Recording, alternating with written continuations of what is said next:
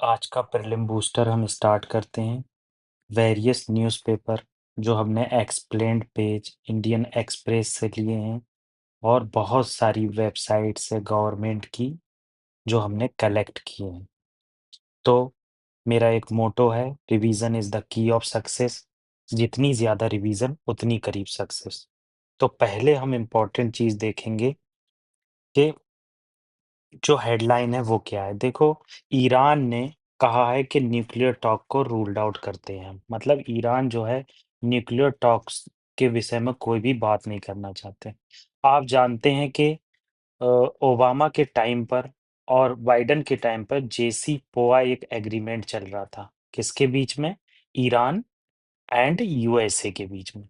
तो इस एग्रीमेंट में क्या था कि न्यूक्लियर बॉम्ब आप नहीं बना सकते, मगर न्यूक्लियर पावर का पीसफुल पर्पस से यूज कर सकते हो। पीसफुल पर्पस से क्या मतलब होता है कि आप उससे एनर्जी डेवलप कर सकते हो। तो ये एक मेन पर्पस था इस टॉक का। मगर ये एग्रीमेंट दोनों के बीच में रूल्ड आउट हो चुका है। अब इस विषय में कोई बात नहीं होती है। ईरान ने बहुत बार कहा है कि हम एग्रीमेंट पर राज़ी हैं, बस आप जो सैंक्शन है वर्ल्ड लेवल पर वो हटा दीजिए और हम न्यूक्लियर एनर्जी का as a peaceful purpose use करेंगे। तो ये ईरान के द्वारा बातें कही गई। ये पहली हेडलाइन थी। दूसरी हेडलाइन क्या है कि पार्टीज़ बिहार के इलेक्शन की बात हो रही है। यहाँ पर party slam election commission plan to revise electoral roll. देखो क्या होता है यहाँ पर, क्यों अपोजिशन अपोज कर रही है रिवाइज इलेक्टोरल रोल। देखो रिसेंटली महाराष्ट्र में ये केस इमर्ज होकर आया कि लास्ट टाइम पर बहुत सारे वोटर्स को इलेक्टोरल रोल मतलब लिस्ट में इंक्लूड किया गया। अब उसमें लास्ट टाइम में इंक्लूड करने से क्या होता है, जिस पार्टी के फेवर में वोट मिलने वाले होते हैं उन लोगों को इंक्लूड किया जाता है। तो जब उनको इंक्लूड किया जाता है तो इससे पार्टी के जीतने के चांस बढ़ जाते हैं। ऐसा अपोजिशन कहती है। मैं नहीं कह रहा हूँ, मैं किसी गवर्नमेंट के अगेंस्ट में नहीं हूँ, मगर ऐसा अपोजिशन के द्वारा कहा जाता है कि भाई आप लोग लास्ट में इलेक्टोरल रोल चेंज करते हो, ब्लैंक नाम हटाते हो, नए नाम जोड़ते हो, तो उससे क्या होता है कि इलेक्टोरल रोल में बहुत सारी प्रॉब्लम आ जाती है। तो इसलिए यहाँ पर एक बात इनके द्वारा कही गई कि आप लास्ट में ये सब मत कीजिए, जैसा है वैसा ही रहने दीजिए। अब यहाँ पर इलेक्शन कमीशन की बात हुई है। देखो मैं हर बार कहता हूँ कोई भी टॉपिक मेरे द्वारा छोड़ा नहीं जाएगा।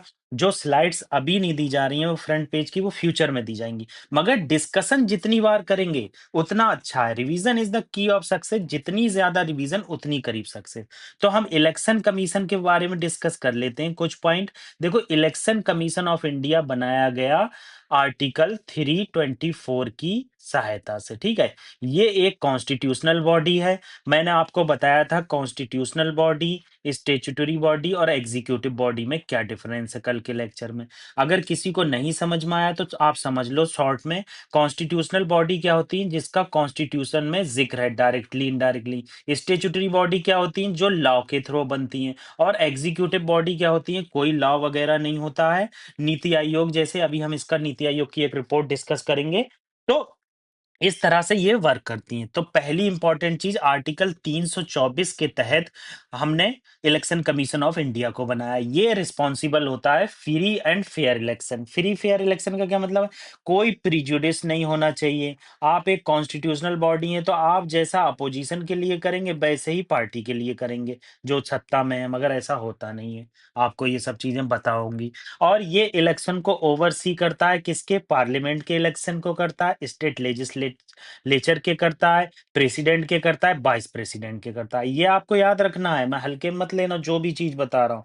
मगर ये पंचायत के इलेक्शन नहीं देखता। पंचायत के इलेक्शन स्टेट इलेक्शन कमीशन के द्वारा देखे जाते हैं। मैंने आपको क्या बताया? इसके द्वारा देखा जाता है स्टेट लेजिस्लेचर के इलेक्शन, पार्लियामेंट के इलेक्शन, प्रेसिडेंट के इलेक्शन, वाइस प्रेसिडेंट के इलेक्शन एंड हाँ, 22 4 लोगों की देखा जाए। पंचायत के इलेक्शन जो है, वो हमारे स्टेट इलेक्शन कमीशन के द्वारा देखा जाता है। देखो ओरिजिनली मैंने कल भी बताया था, लास्ट टाइम जो इलेक्शन कमीशन ऑफ इंडिया का आर्टिकल डिस्कस किया था, उसमें ही बताया था, ओरिजिनली इसमें केवल वन मेंबर था ओरिजिनली का क्या मतलब जब कॉन्स्टिट्यूशन बना उसके बाद इलेक्शन कमीशन इंट्रोड्यूस हुआ 1950 में तब इसमें एक मेंबर था मगर उसके बाद क्या हुआ इसमें मल्टी मेंबर हो गए आज इसमें तीन मेंबर है one chief election commissioner two election commission electronic voting machine इनके द्वारा इंट्रोड्यूस की गई मॉडल कोड ऑफ कंडक्ट मैंने बताया था कि मॉडल कोड ऑफ कंडक्ट क्या होता है मॉडल कोड ऑफ कंडक्ट के अंदर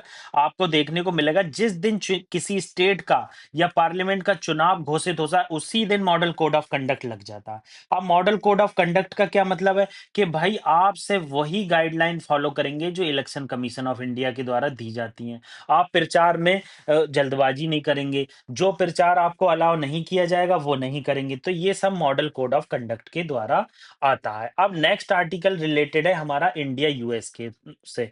देखो ये आर्टिकल कहता है यूएस ने कहा है अगर 19 जुलाई तक जुलाई 9 तक कोई भी डील नहीं हुई तो हम क्या है रेसिप्रोकल टैरिफ लगाएंगे। रेसिप्रोकल टैरिफ क्या होते हैं कि भाई आप अगर 50% किसी गुड्स पे टैरिफ लगा रहे हैं तो हम भी आप पे 50% लगाएंगे। मतलब रेसिप्रोकल है भाई, सीधा सीधा आपने हमारे अमेरिकन मैंगो पे क्या कहते हैं टैरिफ लगा रखा है तो हम भी टैरिफ लगा देंगे। तो इस तरह से ये प्रॉब्लम इमर्ज हो रही है ट्रम्प के टाइम पे। मगर ऐसा पहले नहीं था। बाइडेन के टाइम पे क्या था डेवलपिंग कंट्री को एक एज दिया जाता था। क्या एज दिया जाता था? कोशिश की जाती थी कि आप ज़्यादा से ज़्यादा डेवलप करें, आपके प्रोडक्शन बढ़े, इंटेलेक्चुअल प्रॉपर्टी बढ़े। मगर ट्रंप का कहना है भाई मुझे बस बिज़नेस करना है। बिज़नेस इज़ द की है उनका। बिज़नेस हर चीज़ में वो बिज़नेस इंक्लूड कर देते हैं। तो अभी क्या है रिसेंटली इस पे डील होने के आसार हैं। अगर ये डील नहीं होती है तो फिर इंडिया पर रेसिप्रोकल टैरिफ लगेंगे और रेसिप्रोकल टैरिफ से इंडिया की सेंसेक्स को इकोनॉमी को धक्का भी लग सकता है बहुत ज़्यादा क्योंकि अमेरिका में इंडिया बहुत ज़्यादा एक्सपोर्ट करता है। सॉरी अमेरिका, हाँ, अमेरिका में इंडिया बहुत ज़्यादा एक्सपोर्ट करता है। प्रायोरिटी लिस्ट में नंबर 1 एक्सपोर्टिंग कंट्री है अमेरिका इंडिया की। देखो इंडिया से जो एक्सपोर्ट होता है सबसे ज़्यादा अमेरिका में होता है, चाहे आप इस पे सर्च कर लेना। अगर आप सर्च करेंगे तो आपको मिलेगा सबसे ज़्यादा एक्सपोर्ट इंडिया जो करता है वो अमेरिकन कंट्रीज़ में करता है और खासकर अमेरिका में करता है। नेक्स्ट आर्टिकल जो हमारा बॉर्डर इश्यू चल रहे हैं चाइना के साथ, डोकलाम क्राइसिस हुआ, उसके बाद अरुणाचल में क्राइसिस हुआ, उत्तराखंड में भी क्राइसिस देखने को मिलता है। अब जो जे-एंड-के में पेंगोंग लेक पर क्राइसिस चल रहे हैं, उससे रिलेटेड है। अब क्या हुआ? देखो चाइना में एससीओ की डिफेंस मिनिस्टर की मीटिंग्स चल रही हैं। उस टाइम पर यहाँ पर क्या देखने को मिला कि राजनाथ सिंह ने कहा कि जो बॉर्डर इशू हैं उन पर हमें प्रोग्रेस देखने को मिल रही है। वो प्रोग्रेस का क्या मतलब है कि बहुत सारे इशू सॉल्व किए जा सकते हैं। और संघाई कोऑपरेशन ऑर्गेनाइजेशन क्या है मैं आपको कुछ पॉइंट डिस्कस कर सकता हूँ यहाँ पर, आगे हम इसे डिटेल में डिस्कस करेंगे और इसकी पीपीटी भी आपको प्रोवाइड करेंगे। 2001 में ये स्टेबलाइज हुआ, ठीक है। इसमें 9 मेंबर हैं। ईरान रिसेंटली 2023 में इसका मेंबर बना। इंडिया ने इसे 2017 में ज्वाइन किया था और इसके हेडक्वार्टर बीजिंग्स में है। ठीक है, आपको किसी चीज पर घबराना नहीं है, सारी चीज आपको प्रोवाइड की जाएगी। Don't worry about anything, I will discuss everything and I will not left anything. Are you understand? आपकी कोई चीज भी नहीं छोड़ी जाएगी मेरे द्वारा। अब नेक्स्ट आर्टिकल देख लेते हैं। देखो नेक्स्ट आर्टिकल क्या है, एआईए डीएमके ने क्या किया है, कंडेम्ड किया है रिसेंटली कहीं पर कोई वीडियो पेरियार से रिलेटेड और अन्नादुराई से रिलेटेड चलाई गई है। देखो पेरियार और अन्नादुराई दोनों जो हैं वो कास्ट सिस्टम के अगेंस्ट में थे और वो नॉन ब्राह्मण कास्ट को अपलिफ्टमेंट करना चाहते थे। उन्होंने बहुत सारे वर्क भी किए और उन्होंने डीएमके पार्टी भी बनाई जो आगे चलकर डीएमके और एआईए डीएमके में तब्दील हो गई। अब हम पेरियार ईवी रामास्वामी के बारे में जान लेते हैं जो बहुत इंपॉर्टेंट है। ये एक रेशनलिस्ट थे और सोशल रिफॉर्मर थे। इन्होंने सेल्फ रिस्पेक्ट मूवमेंट को अपलिफ्ट मतलब रन किया। जो अपलिफ्टमेंट था तमिल का, स्पेशली नॉन ब्राह्मण, और अपोज करते थे कास्ट सिस्टम का। ये बहुत इंपॉर्टेंट चीज है। इन्होंने ज्वाइन की थी कांग्रेस 1919 में, मगर ये गांधी के आइडियाज से डिफरेंस रखते थे, इस वजह से 2025 में इन्होंने कांग्रेस लेफ्ट कर दी। उसके बाद इन्होंने जस्टिस पार्टी ज्वाइन की और सेल्फ रिस्पेक्ट मूवमेंट रन किया। वैकम सत्याग्रह वेरी इंपॉर्टेंट है, आपको पता होना चाहिए। वैकम सत्याग्रह कब हुआ था? ये 1924-25 में हुआ था। अनटचेबिलिटी के खिलाफ केरला में ये प्रोटेस्ट या सत्याग्रह ऑर्गेनाइज किया गया था, सपोर्ट किया गया पेरियार के द्वारा, और लीड किया इन्होंने टेम्पल ओपनिंग में।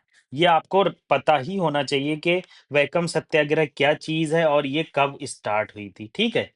आपको ये चीज पता होना चाहिए, ये पता होना चाहिए कांग्रेस इन्होंने ज्वाइन की थी नहीं की थी। कैसे प्रीलिम्स में क्वेश्चन पूछेगा कि भाई जस्टिस पार्टी जो ज्वाइन की थी पेरियार ईवी रामास्वामी ने, उन्होंने कभी भी कांग्रेस पार्टी नहीं ज्वाइन की।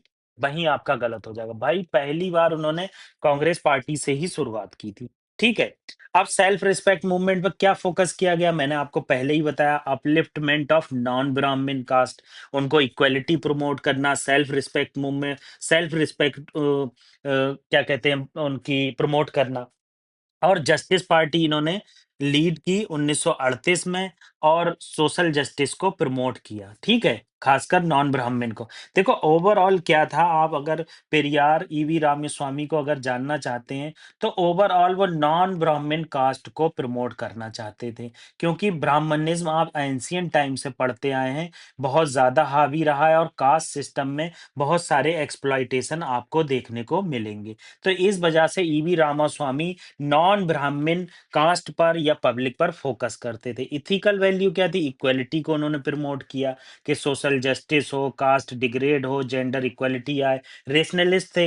रेशनलिस्ट क्या थे, कभी कभी आप देखते होंगे फालतू के फेस्टिवल होते हैं, फालतू के हर किसी के लिए नहीं होते हैं। जिसको अगर बुरा लग रहा है, मैं उसके सॉरी कहना चाहता हूँ, क्योंकि धार्मिक भावनाओं को आहत करना मेरा पर्पज नहीं है। तो क्या था, रिचुअल्स के खिलाफ एक मूवमेंट चली थी कि आप ये इन रिचुअल्स में पार्टिसिपेट मत कीजिए, गॉड हर कहीं है, गॉड एवरीवेयर है, और आपका पर्सनल गॉड भी हो सकता है, ठीक है।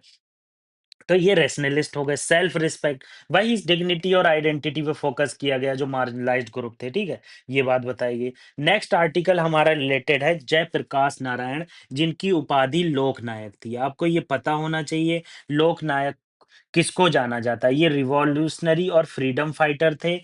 ये आज का आर्टिकल जो हमारी रिसेंटली क्या बोलते हैं, इमरजेंसी लगाई गई थी, तो उसकी एनिवर्सरी थी, तो इन्होंने टोटल रिवॉल्यूशन, ये टोटल रिवॉल्यूशन बिहार से इंट्रोड्यूस किया था। देखो ऑब्जेक्टिव जान लो टोटल रिवॉल्यूशन का क्या था। आप एक चीज जान लीजिए, यहाँ पर मैं आपको एक चीज बता देना चाहता हूँ अच्छे से, ताकि आपको कंफ्यूजन ना हो। क्या हुआ था, आप एक केस के बारे में जानते होंगे, राजनारायण केस। राजनारायण केस 1975, राजनारायण के 1975 में क्या हुआ, इलाहाबाद हाई कोर्ट ने इंदिरा गांधी को क्या है दोषवार ठहराया मल प्रैक्टिस के केसेस में। उन्होंने कहा कि इंदिरा गांधी ने जो इन रायबरेली में चुनाव हुआ है उसमें मल प्रैक्टिस की है, और गिल्टी पाया गया इसके लिए उन्हें, और मिसयूज किया है गवर्नेंस मशीनरी का। जैसे क्या मशीनरी का मिसयूज किया है, कि ऑफिशियल्स का अपने प्रचार के लिए यूज किया है, इलेक्टोरल प्रैक्टिसेस जो होती हैं, इलेक्टोरल रोल्स होते हैं, उसको तब्दीली की गई। तो इस केस में 6 साल की उन्हें सजा हुई थी। इसके बाद क्या हुआ, कि बहुत सारी चीजों में देखो, पहले से बहुत सारी चीजें प्रॉब्लम थी, इकोनॉमिक क्राइसिस था, इन्फ्लेशन था, सोशल जस्टिस नहीं था, इनइक्वालिटी थी, बहुत सारी ऐसी चीजें इमर्ज हो रही थी। उसके बाद क्या हुआ, इमरजेंसी इंट्रोड्यूस कर दी गई। अब इमरजेंसी इंट्रोड्यूस कर दी गई, तो जो रिवॉल्यूशनरीज थे, जो फ्रीडम फाइटर थे, जो रेशनलिस्ट थे, जिसमें से one of the main leader थे वो लोक नायक जयप्रकाश नारायण थे, अटल बिहारी वाजपेयी थे। इन्हें बिना ट्रायल के, कोई भी ट्रायल किए बिना जेल में डाल दिया गया। अब जेल में डालने की वजह से क्या हुआ, बहुत सारे प्रोटेस्ट इमर्ज हुए। तो इसी को हम टोटल रिवॉल्यूशन कहते हैं। मैंने आपको शॉर्ट में पहले समझा दिया, अब पॉइंट देख लेते हैं, कॉन्सेप्ट क्या था। इसका मेन कॉन्सेप्ट था कि ये एक हॉलिस्टिक नॉन वायलेंट मूवमेंट है, जो गांधीयन प्रिंसिपल पे चलेगा और सोशल पॉलिटिकल ट्रांसफॉर्मेशन लाएगा। लॉन्च किया गया जयप्रकाश नारायण के द्वारा। लॉन्चिंग डेट थी 5 जून 1974। गांधी मैदान पटना। ये पता होना चाहिए आपको कहाँ से लॉन्च हुआ, उसकी डेट क्या थी, और एनिवर्सरी में इसकी इतनी इंपॉर्टेंस क्यों। ऑब्जेक्टिव क्या था, संपूर्ण क्रांति। संपूर्ण क्रांति का क्या मतलब है, कि आप economic, political, social, cultural changes लाएंगे, और जस्टिस और इक्विटेबल सोसाइटी बनाएंगे। इक्विटेबल क्या सोसाइटी, कि आज भी आप अगर इंडिया में देखोगे तो अप्रोक्स 1% अमीरों के पास 60% पॉपुलेशन का पैसा है। तो आपको ये चीजें पता होना चाहिए। नेक्स्ट पॉइंट क्या है?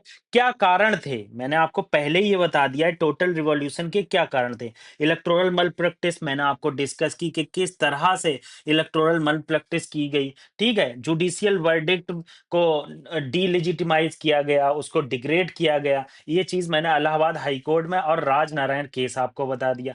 स्टूडेंट लेड अनरेस्ट हुआ, बहुत सारे स्टूडेंट ने इस प्रोटेस्ट में पार्टिसिपेट किया। इकोनॉमिक क्राइसिस, इन्फ्लेशन बहुत ज़्यादा बढ़ गई थी, अनएम्प्लॉयमेंट था, फूड शॉर्टेज था 1970s में। तो ये सब मिज़री जो थी एक तरह से बलून की तरह से फटी, ठीक है? डेमोक्रेटिक नॉर्म्स का मैं कह नहीं रहा हूँ, डेमोक्रेटिक नॉर्म्स का क्या हो रहा था? उल्लंघन हो रहा था, सेंट्रलाइज़ेशन आ रहा था, ड्राकोनियन लॉ, मीज़ा क्या है?